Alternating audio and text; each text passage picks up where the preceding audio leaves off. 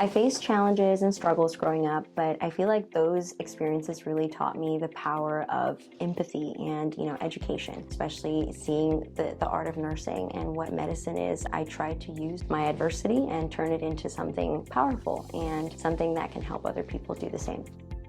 As a nurse practitioner, I bridge the gap between nursing and medicine. I see a lot of chronic conditions like diabetes, heart disease, high blood pressure. I also see patients for preventative care visits, like their annual physicals. So I definitely maintain that nursing core, but still try to be, very similar to a physician. But I think the most important thing to me when I see these patients is assessing them, as a whole. I really try to sit down and just listen to them. I want to know, what's going on with your life? Do you have other questions? And even in that limited time that we're together, I definitely feel like listening is just as integral as me speaking to them.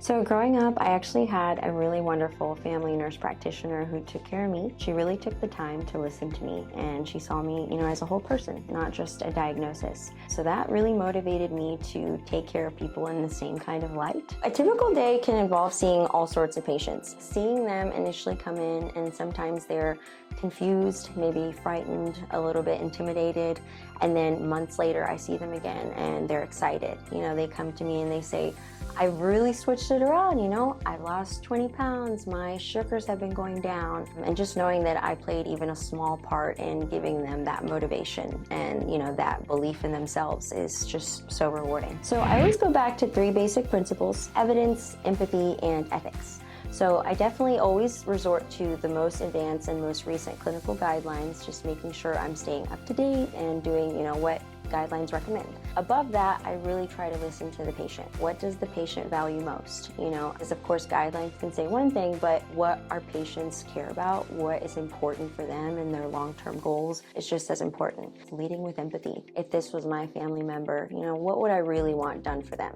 And I think once you think of it that way, tough decisions become a lot clearer. I think you really need to take the time to explain things to people in a way that is understandable and relatable terms. We can sometimes use medical jargon, or just words that are a little bit harder to understand. So just trying to really sit one-on-one with the patient and understand the best way to teach them. Once we really give them the knowledge, they have everything that it takes to now take charge and take care of themselves.